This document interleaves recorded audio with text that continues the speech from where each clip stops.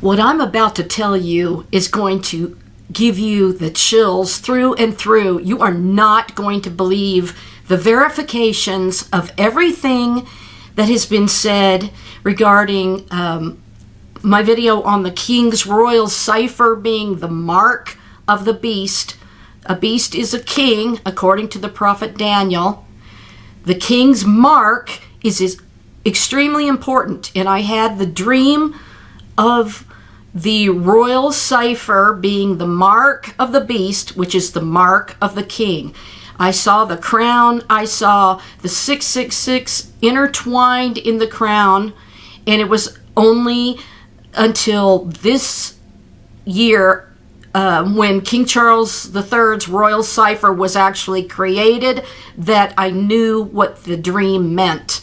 And it is connected to him making his carbon footprint net zero. Cipher means zero. Carbon means 666. It all came together. But there is something incredible that just happened that is going to blow your mind. I mean, this has got to go viral because this is showing you the final details of a verification only of my Royal Cipher revelation, but also in 1998 when Tim Cohen wrote the book The Antichrist in a Cup of Tea, talking about Charles and him sitting on the throne that had the dragon of Wales on it, and he showed the winged statue, Savior of the world. He showed the heraldry, which the heraldry has the lion and the unicorn, and he went into detail about the elements on that heraldry. My thing was completely different. It's the king's mark, which is his royal cipher. Well, the king just put his mark on something, and you are not going to believe what it is. This is going to raise the hair on your head. You are going to be shocked. We're going to talk about this, and we're going to talk about the subtle meanings within these elements. But God is giving a huge verification of every one of these details. This is going to blow your mind. It's going to just blow your mind. The Pope gifts 2 fragments from the cross Jesus Christ was crucified on to King Charles so they can lead the new monarch's coronation procession. 2 fragments from Jesus' cross. This was just updated April 19th, 2023 by Chris Matthews of Daily Mail. And it says 2 shards from the cross were given by Pope Francis to mark King's coronation. The small fragments of wood have been incorporated into the Cross of Wales. The King's coronation procession will be led by a cross that includes religious relics gifted to the monarch by the Pope. 2 shards of the true cross, which is said to have been used in the crucifixion of Jesus Christ, were given to Charles by Pope Francis to mark his enthronement. And, of course, I've talked all about him sitting on the throne of David, what they think is the throne of David for King Charles III's coronation. The small fragments have been incorporated into the Cross of Wales, which will be seen by millions as it is carried into Westminster Abbey on May 6th. Both pieces are shaped as crosses, one being 1 centimeter in size and the other 5 millimeters, and are set into the larger silver crucifix behind a rose crystal gemstone so they can only be viewed up close. The Cross of Wales, and remember, the dragon is on the flag of Wales, and that was at Prince Charles' then investiture, sitting on that throne chair with the dragon, which is what Tim Cohen had showed in his book about Charles possibly being the AC, otherwise known as Antichrist. Okay, so that happened back in 1998 when he wrote that book, and there's been developments, and one of the developments was the dream that I had, And this, the Cross of Wales, which is a gift from the King to the Church in Wales to celebrate its centenary, will be blessed by the Archbishop of Wales, Andrew John, in a service at Holy Trinity Church, Llandudno, North Wales, today before it heads to London. They show pictures of King Charles, who hammered the hallmark, which is his mark, onto the silver used in the cross, alongside the pomp and pageantry. The coronation on May 6th is a religious ceremony. Now, I'm going to show you the pictures. So here is Charles hallmarking. He's stamping the King's mark on the Silver Cross of Wales at the Goldsmiths Centre in London last year.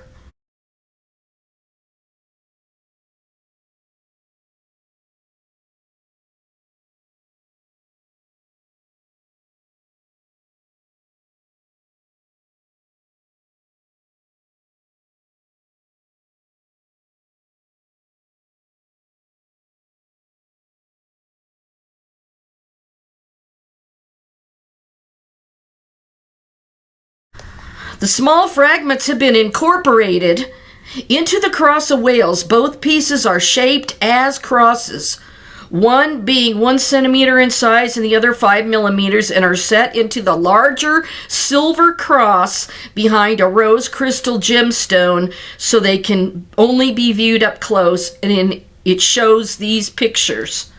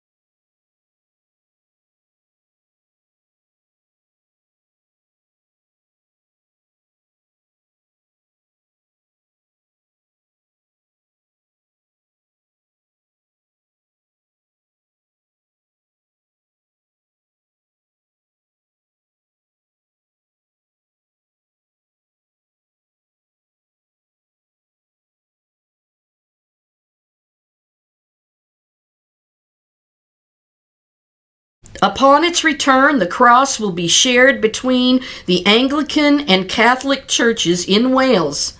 Crafted from recycled silver bullion provided by Royal Mint in Llantrisant, South Wales, it also includes a shaft of Welsh windfall timber and Welsh state. Words from the last sermon of St. David are inscribed on the back of the cross in Welsh, which read, and it's in Welsh, of course, it's translated as "Be joyful, keep the faith, do the little things."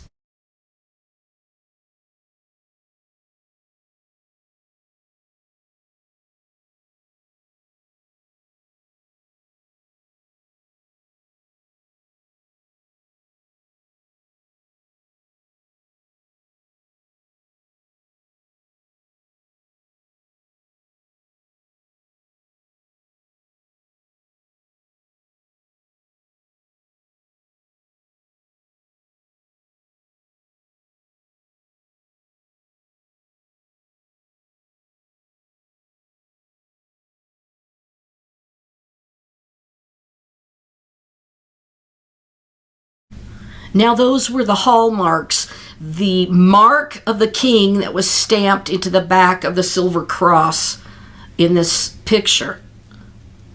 In other words, they contain the king's mark.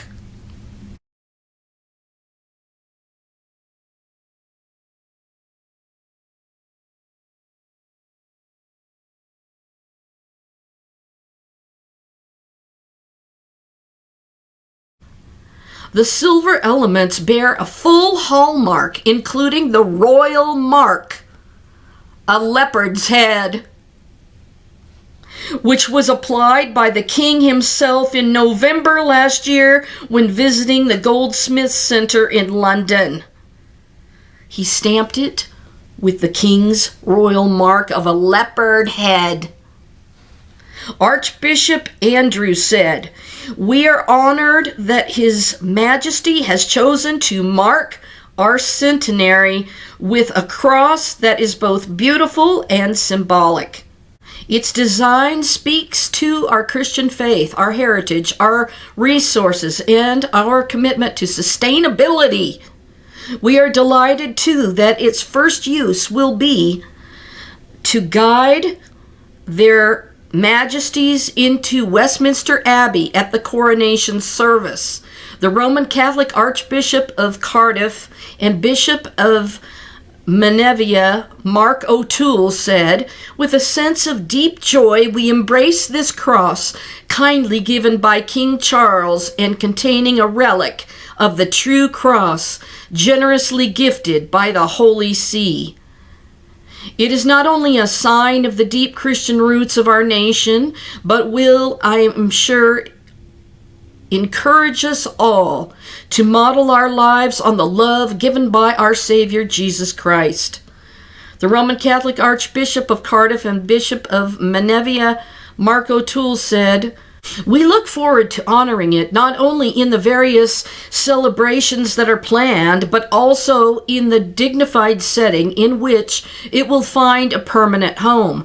Designer and maker Michael Lloyd said, "The commission has allowed me to delve into the previous 1,000 years of faith and history. Now, with more than 267,000 hammer blows, the cross has emerged from the inanimate sheets of silver, and I am delighted it will be used as part of the coronation service on the 6th of May.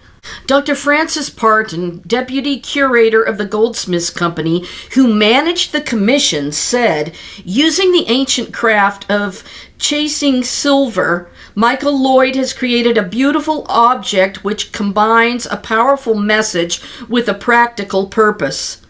We are thrilled that the cross will both feature in the coronation and see regular use within the church in Wales."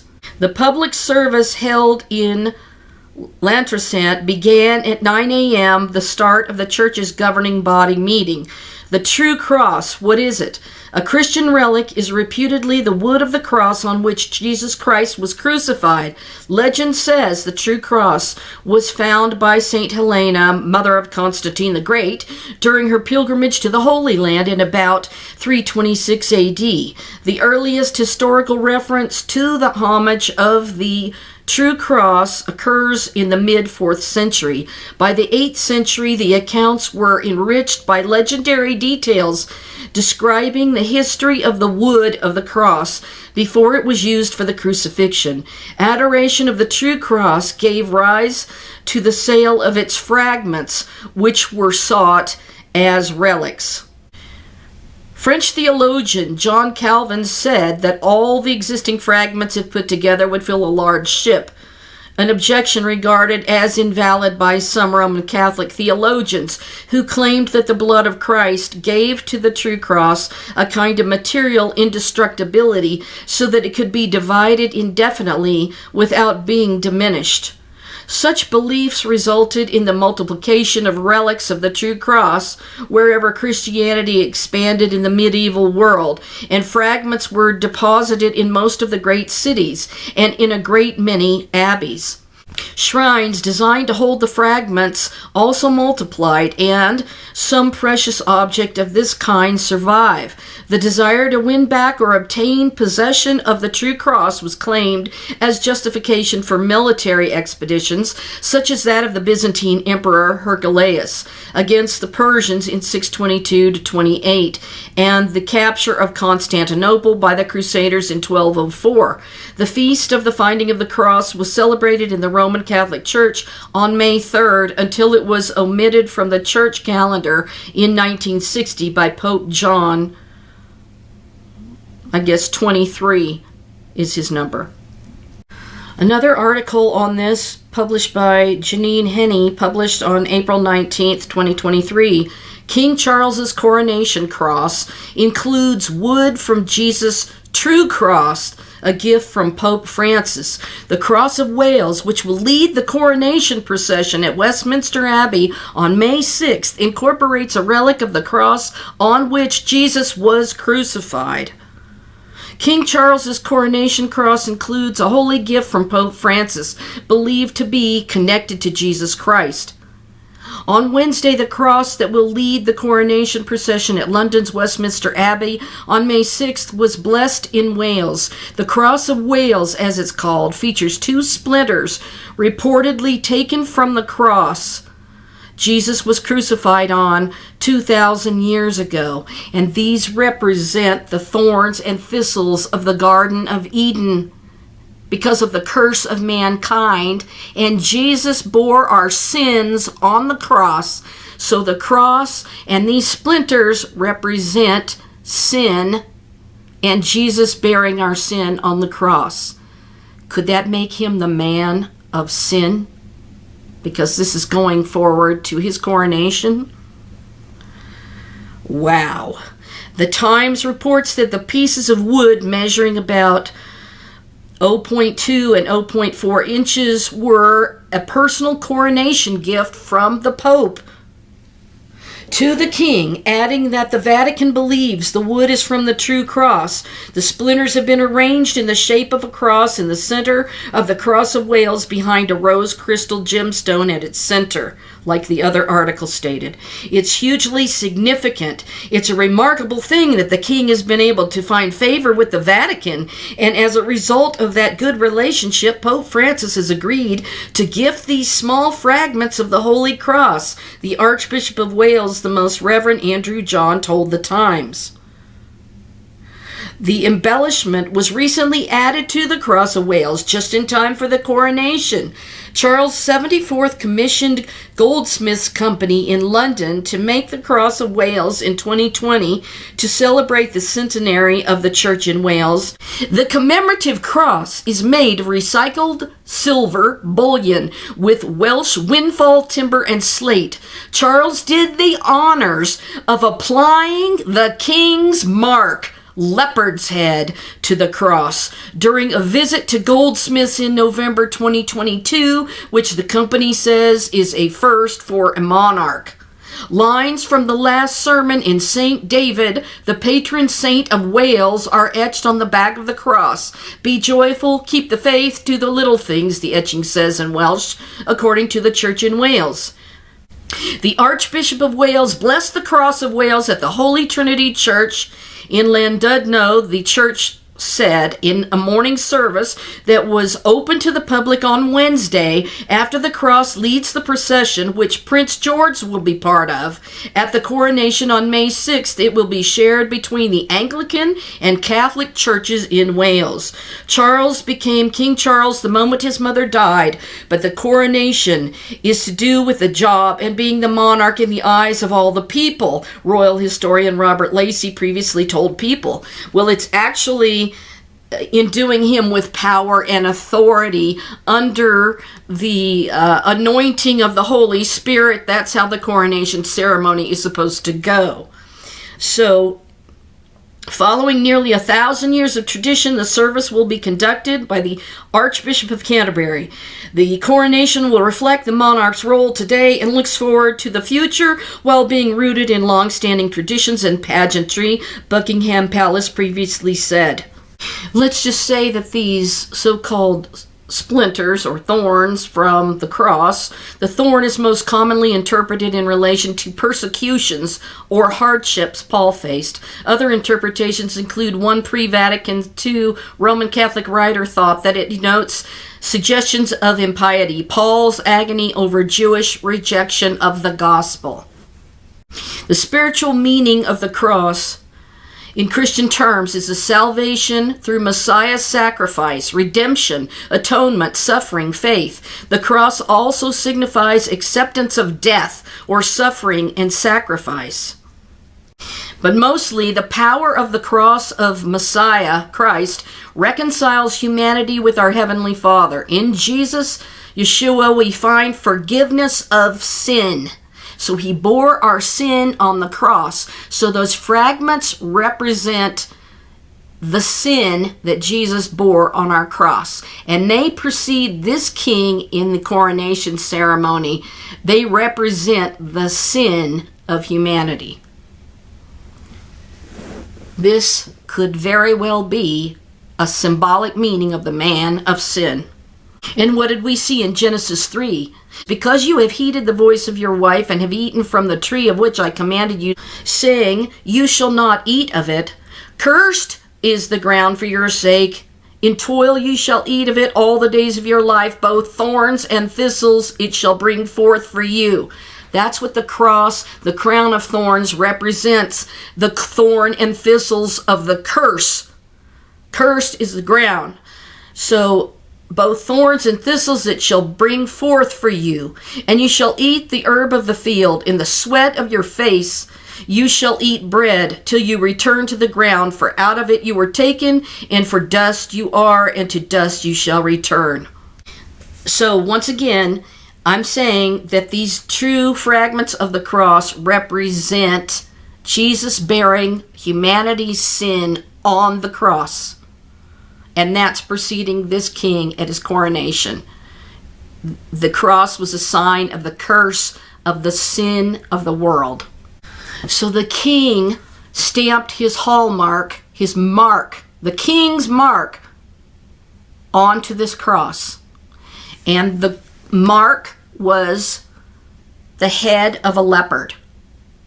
Now remember, in another video, I was telling you Charles's full name is Charles Philip Arthur George. And I told you the meaning of the name Arthur, and it's believed to be derived from the word artos, meaning bear. See? As experts differ on its precision origin, the name can also mean Thor the eagle and strongman. Arthur, bear, became a popular choice during the Middle Ages as families named their boys after King Arthur of 6th century England. Ooh. Arthur is a traditionally masculine name with many different language roots and meanings. Its Scots Celtic root is artos, meaning bear, and Arthur is said to mean strong as a bear. In Welsh, the name specifically means bear hero. This is my bear hero right here. Arthur also draws from the Roman clan named Artorius, which means noble or courageous, and the Irish word art, which means stone. Variations include art, Armel, artis, arti, Arturo, and even Oberon, which also means bear-like.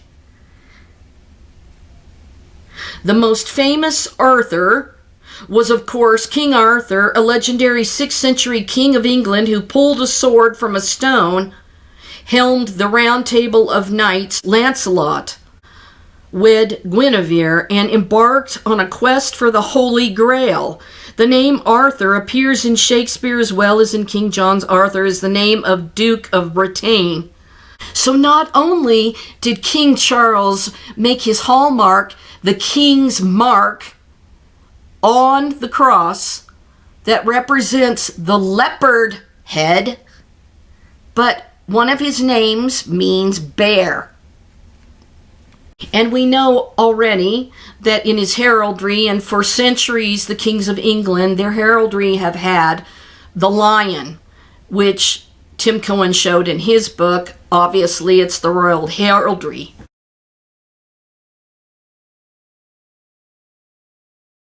Now remember that the article stated that Charles did the honors of applying the king's mark, in parenthesis, leopard's head, to the cross during the visit to the Goldsmiths in November of 2022. So now we can complete Revelation 13:2 in this verification.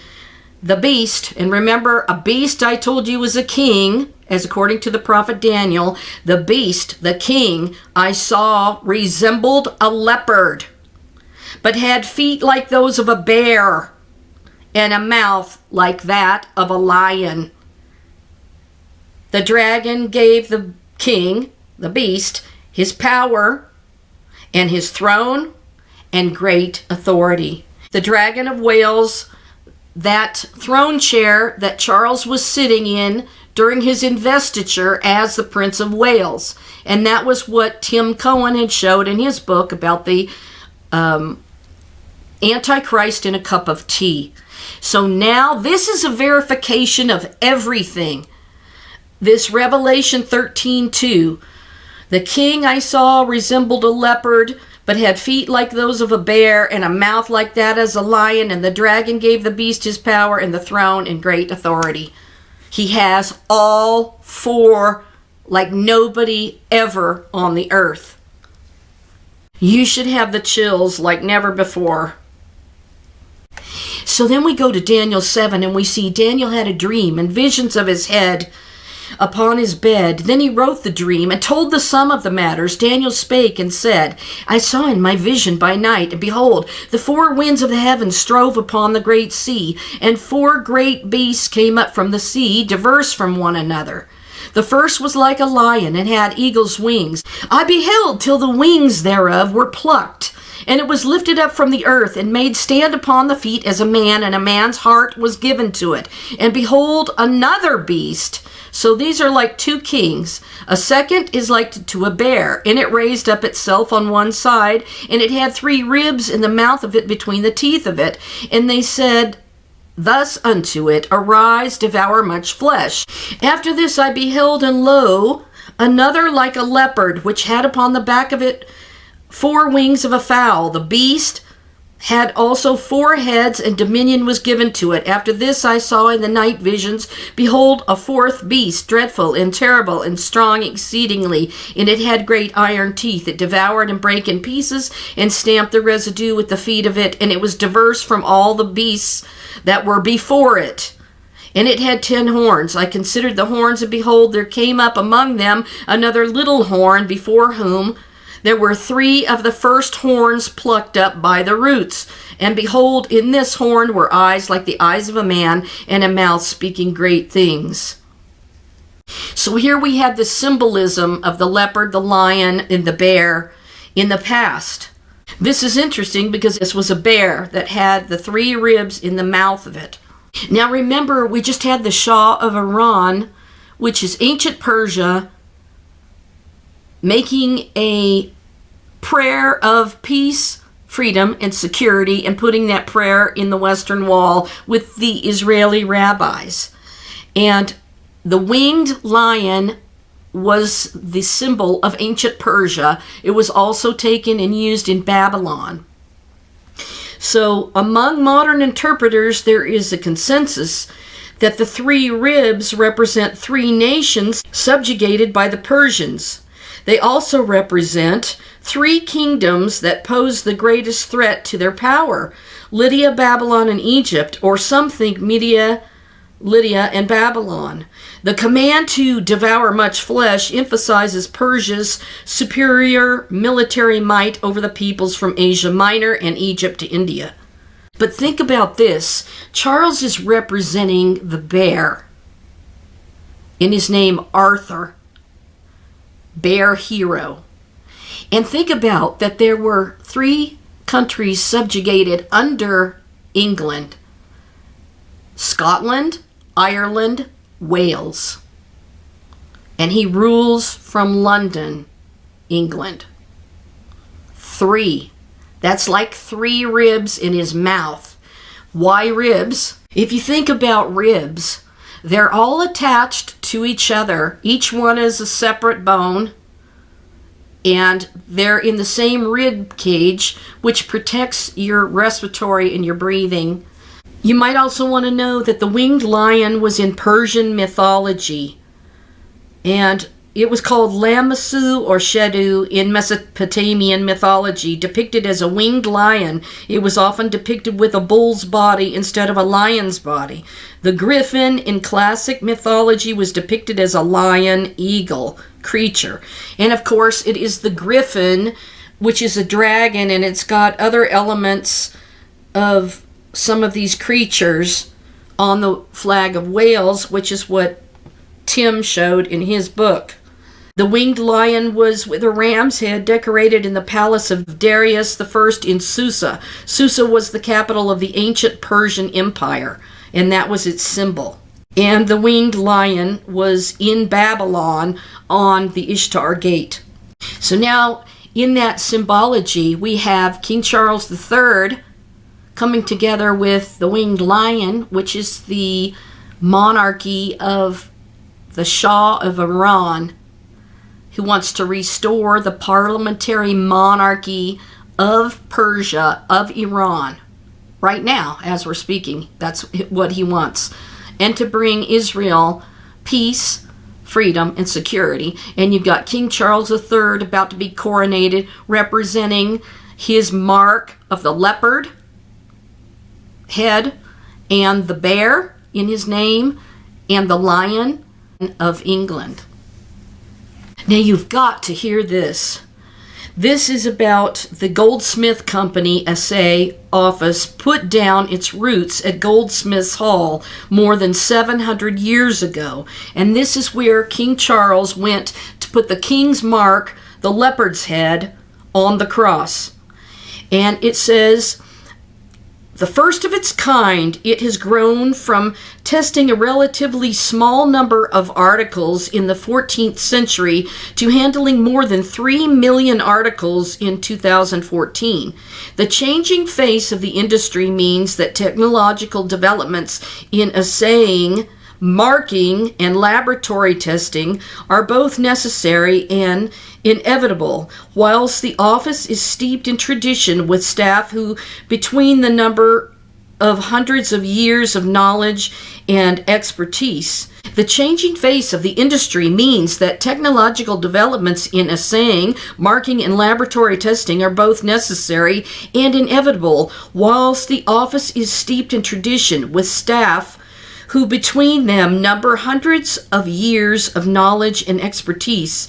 It is also an organization which is continually moving with the times to meet both the demands of modern day production and needs of the customer. This is about The Leopard's Head by Jane Need. And it says, the leopard's head was first used in 1300 as the king's mark of authenticity. It was introduced. It's in Revelation 13, exactly where I told you I saw Israel putting a king upon the throne of David. The leopard is represented.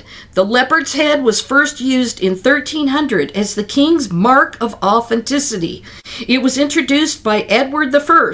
He's the one who stole the coronation stone of Scone from the Scottish kings when he invaded Scotland, and he captured the coronation stone of the Scottish kings and took it to England and coronated all their kings and queens upon the stone. And it will be under Charles's throne chair of Edward I at his coronation ceremony on May 6th. But the lion's mark of authenticity was introduced by Edward I to protect and preserve the standards of gold and silver wares, and the mark itself was taken from the 3 lions passant on the royal arms, a leopard being a lion full face.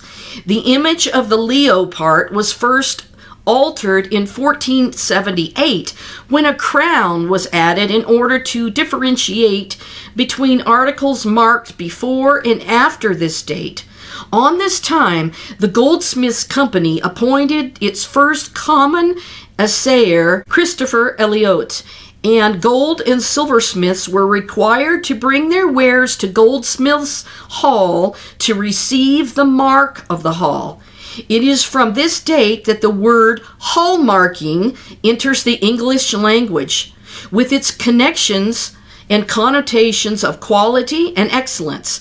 The mark remained a crowned lion with variations in its face, which was usually shaggy, and in the crown as new engravers were employed. However, in 1822 the crown was dropped, and the lion begins its transformation into a leopard.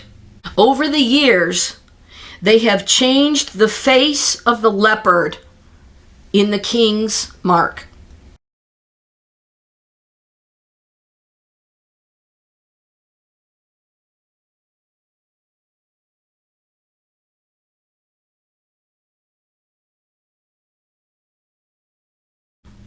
Whilst the leopard's head mark has evolved over time, the most pronounced changes has been in clarity and detail. It is a development one might expect, given that the early punches would have been made entirely by hand. In fact, advances in the technology used to create punches will be instrumental in taking the leopard's head into the 21st century with crisper, cleaner marks and the introduction of the first real three-dimensional laser mark. Could the laser mark be incorporated as the King's Royal Cipher, incorporating the leopard's head with his name containing the bear and the lion? Wow. All punches and support tools used by the assay office are made in-house by the engineering service department, a necessity these days due to a reduction in the number of UK workers possessing the required skills. The department is a hidden gem run by Pat Greery and his team of talented engineers, Simon Jones, James Richardson, and Daniel Love, and it is also responsible for the maintenance of all machinery, enduring the smooth running of the hallmarking production process. Hallmarking is putting the king's mark on things. Punch making is a highly skilled craft which is carried out using a combination of machining of a blank engraving with a pantograph or laser and finishing by hand. It begins by manufacturing a steel blank into which 4 hallmark panels are cut. Before the panels can be engraved, the materials surrounding them must be removed. The introduction of a CNC milling machine in 2014 speeded up a time-consuming process, and now, once the outline of the panels is programmed into the computer, the machine quickly cuts away the surrounding material.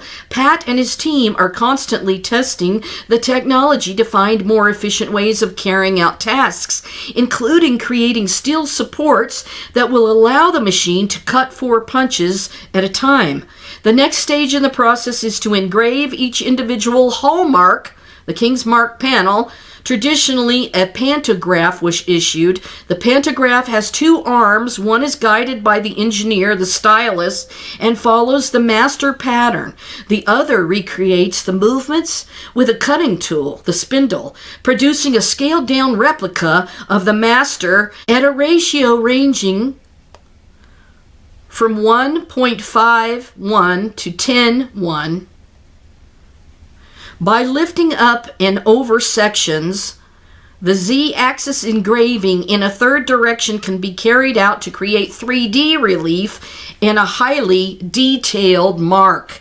In 2011, lasers were introduced for engraving. The line beam width makes them ideal for engraving smaller marks, as a light beam is finer than the radius of a cutting tool, which also wears down over time. The laser is also less labor intensive, as several punches, up to 24, can be loaded into the laser to be made automatically without the need for an operator.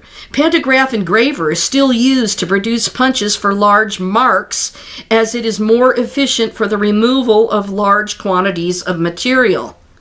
When the engineers moved to laser punch manufacturing, all of the masters for the marks were scanned as 3D images.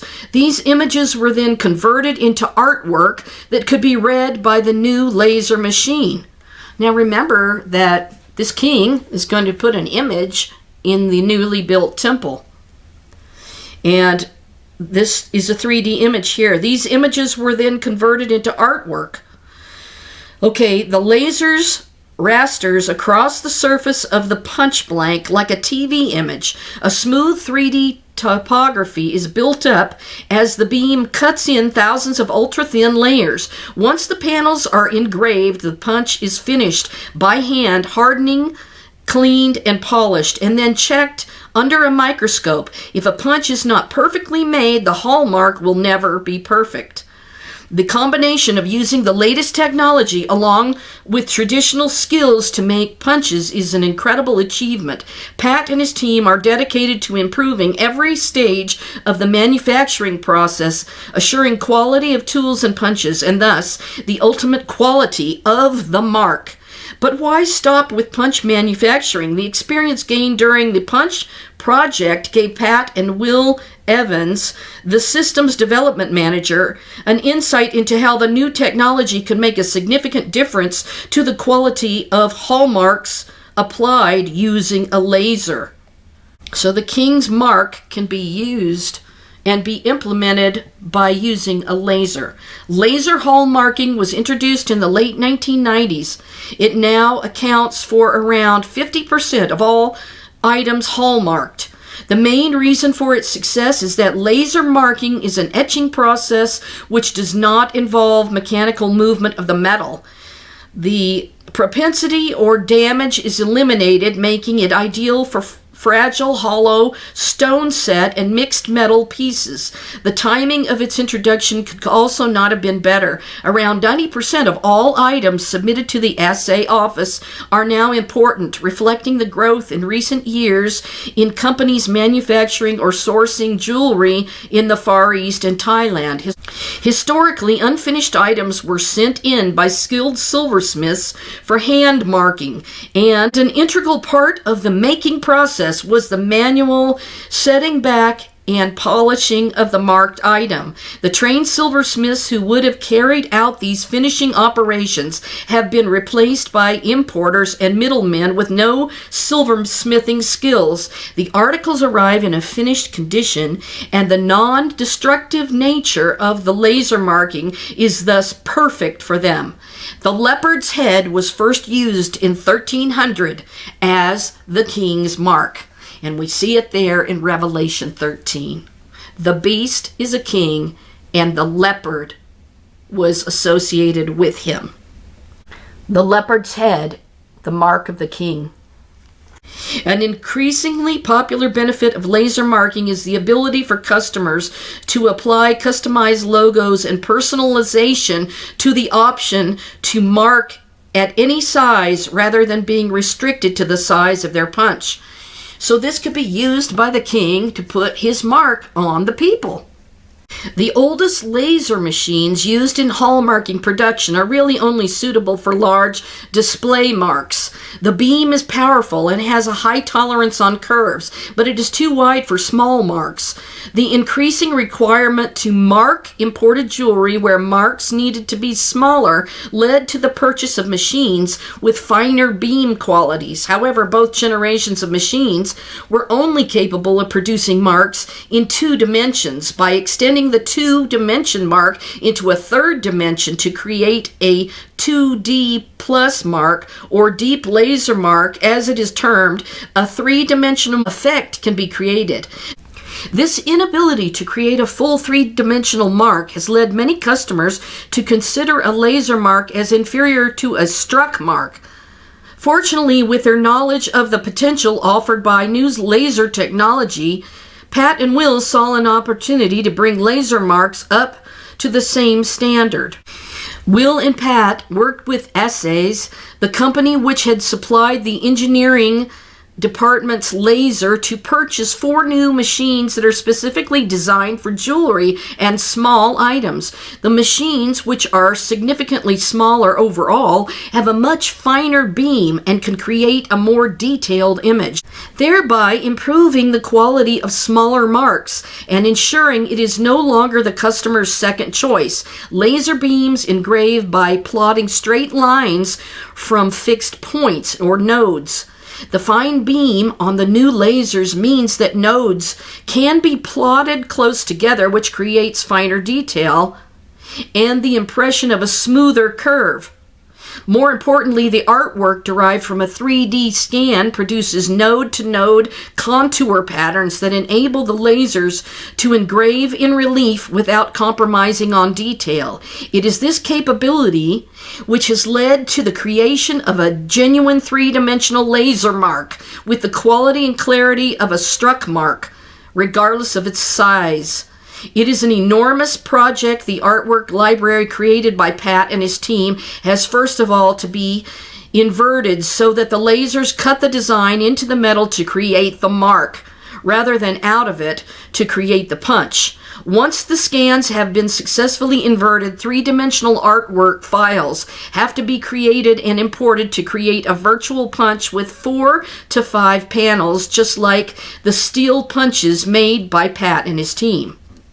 As it is such a lengthy process, it will be offered to customers as a special added value service, and the Deputy Warden, Robert Organ, expects it initially to appeal to a smaller number of contemporary designers. However, Robert envisages that the service will increase in popularity as the demand for laser marking continues to grow. Whilst there will always be a requirement for the unique skill craft of hand marking, it is his contention that contemporary and cutting-edge designers will favor the advantages that modern laser technologies has to offer.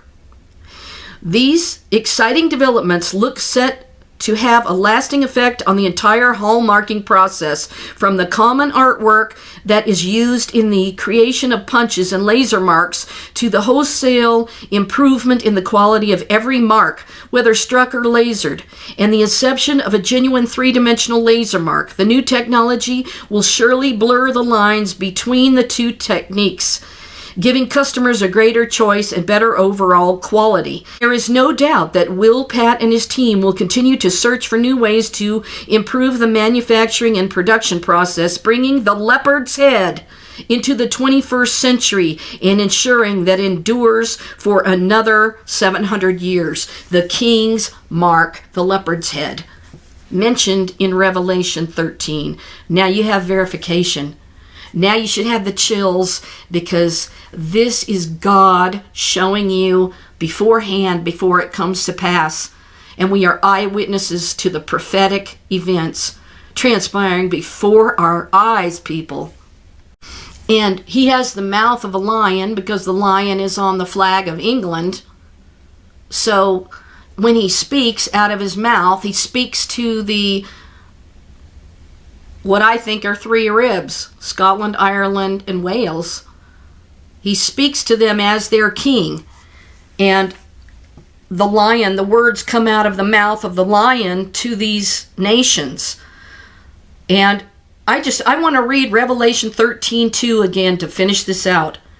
The beast, which is a king, the king I saw resembled a leopard, but he had feet like those of a bear, and a mouth like that of a lion. The dragon gave the beast, the king, his power and his throne and great authority.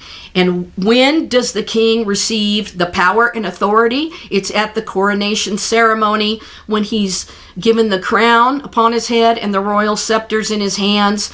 And this cross of Jesus Christ will be there with the thorns that represent the cross that Jesus bore, the sin of humanity on the cross.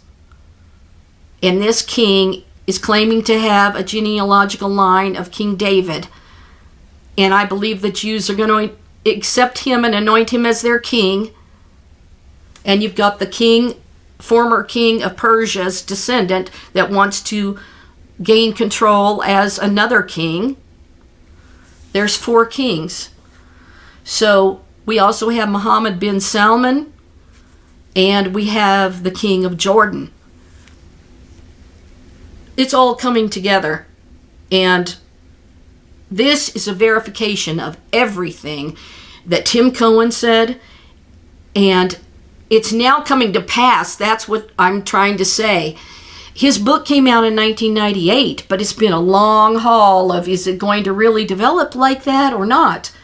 Well, when I had my dream about the Royal Cipher, I was unprepared for cipher to mean 0. As I said, Charles got his carbon footprint, supposedly he wants to get it down to 0 in England through his green agenda.